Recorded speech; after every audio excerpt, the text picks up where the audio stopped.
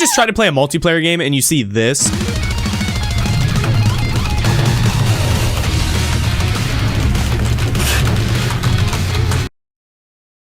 Some dude on the other side of the planet you know is just greased up, trying their absolute hardest as if their life is on the line. Yeah, we've all been there, and there's only two natural human responses to seeing a dude like this. Yeah, let me just borrow the portals from that shitty Minecraft trailer. Yeah, thanks. Now, firstly, you either look at this dude in complete and utter disgust. I'm looking at this guy like, what the fuck are you doing? Dudes playing like this have you sat in your chair in dismay. And you're thinking like, bro, you are actually ruining the game. I mean, if it's a ranked or competitive scenario, it makes sense. Almost everyone, not me, is pretty much expected to try their absolute hardest to win. But like, you trying this hard in Fall Guys, my guy? That's what we're talking about today. When you see a motherfucker sweating and trying so unbelievably hard in a game or a mode that ain't even supposed to be competitive. There were sweats in Fall Guys, Among Us sweats, games that don't even have a competitive mode in the first place. I've seen dudes sweat in Lethal Company, my guy. From this perspective, it's strange. We're left wondering what would compel someone to exhaust so much energy into trying to get a virtual W. People in this category slash perspective can find themselves not really caring about winning in the first place. It's purely about the experience these games offer themselves. They still see winning as fun, obviously, who doesn't? But it's not the primary reason they play games, and they find it weird when they see a complete fucking fiend who will stop at nothing to get a virtual victory. And that is where I believe the term sweat comes from. You ever call someone that shit? Ooh, it's got that thing to it, bitch. But this word used in this context isn't that old, right? So there obviously must have been some sort of shift, fucking obviously, or this video wouldn't exist. So what about the other side of things? Well, wanting to win is also in their nature. People who play video games in this way load into their matches with only winning in mind because, well, winning is fun. Or at least that's the sentence I always hear from this side when debates like this pop up. People feel this incessive urge to try their absolute best in any game they play. What drives them to do so obviously depends on the person. I have no fucking idea. But oftentimes when people are called a sweat, their responses are something along the lines of, are you gonna bash me for the way I play the game? Why don't you just get good? Am I supposed to play worse on purpose to meet your expectations? Yeah, that was pretty good. We've made it approximately amount of time with me being completely unbiased and just viewing both sides of the argument. You already know what side I'm on, bro. What the fuck? If you really like trying hard in games, that's fine. But if your reasoning for sweating your dick off in a game that looks like this is something like this, what are these? If you think she's thirsty, try the juice box to give her a drink.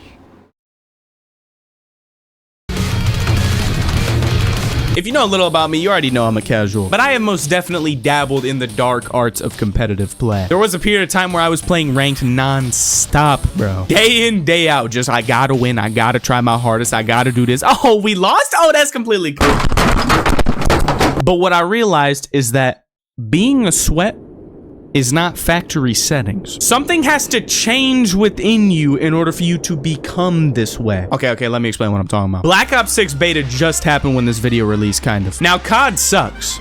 I know, give it up. I know. Nah, but what I'm saying is you couldn't walk 3 steps in the Krusty Krab without seeing some dumbass motherfucker slipping and sliding around the map like, what the fuck are you doing? Is the first type of response, and the one I personally give off when I see people doing that sort of thing. Some of you may very well look at this and give this second response, which is just, he's playing the fucking game, hello, and then proceed to hit me with one of these questions. Now to argue it from my perspective, oh, my favorite thing to do. The problem is that you know damn well these questions don't have an answer. Ain't nobody saying you should play worse on purpose. The problem that we're talking about is that your brain has reached a point where you even think to ask these questions in the first place. Because BO6, that was a beta that just happened. There is no ranked mode. Therefore, you shouldn't be asking these dumbass questions when dudes look at you like you're a freak for doing this stuff. Like, it shouldn't come as a surprise. The very first time you picked up a controller to play a game, yo ass was not thinking about winning. Well, actually, you probably were, but you weren't fiending over it like how you might be doing today in most of the games that you play. Over time, it seems some people have become fiends for the W. Just think about it like this. The people who are hard sweating in these games nowadays, your old self would be looking at you exactly like how these other people would be looking at you. Something has changed, but is that for the worse?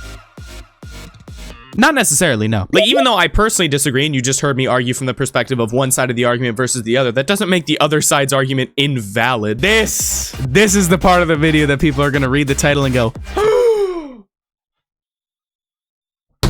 I get that shit every video. People just reading the title and they go, competitive sweats are ruining gaming? It's like, trust me, I know what I'm doing. Let me bring it full circle. Just hold. Neither of these are an actual problem because ranked modes in games serve as a filter for all the people who prefer to try their absolute hardest to win. And every other mode is where everyone else defaults to. People who just want to play the game. A common response from casuals responding to sweats who are telling them to just get good. Ever hear that shit before? The problem is when this equilibrium is disturbed. If you ask a dude like me, if your ass is hungering for a win in Cart Ride to Sigmaville, I think it is a good thing that that's considered weird by people to sweat in a game that's just meant to be played casually. Because it is. But on the flip side, there's a reason that when you see a casual goon roll into a ranked match and start throwing, it's also considered weird and looked down upon. We've literally invented the word throwing or thrower because it's mad annoying when a weird bitch comes in a ranked and isn't trying to win. When a 6'10 dude comes into a non-competitive setting like a middle school Foursquare game on the playground and starts playing like their fucking life depends on it, you're a sweat and everyone's gonna want you to leave so they can just have fun, obviously. But on the flip side, if you're a middle schooler who somehow got unironically drafted to play in the NBA and all you want to do is have fun, bitch, your ass is throwing, get the fuck out of here. Equilibrium. Honestly, I didn't even really realize this concept until I started making this video, but honestly, I think it's real as fuck. Now, unfortunately, this balance being disturbed is quite a common thing. People throwing in ranked or people sweating in casual happens all the time. The problem is that while the solutions that have been put forth to deal with people throwing in ranked have been received relatively well, so well, in fact, that you probably don't even know what I'm talking about yet, the other side solutions to sweats ruining the fun of casuals fucking sucks. You see, ranked modes typically have concrete rules that literally states you cannot throw people's matches intentionally. And some games even allow you to avoid individual people from being on your team, either as an actual feature or just by blocking them. Obviously, shit's never gonna be 100% perfect, but the tools that have been put in place to allow competitive people to play how they wanna play are generally pretty fucking solid.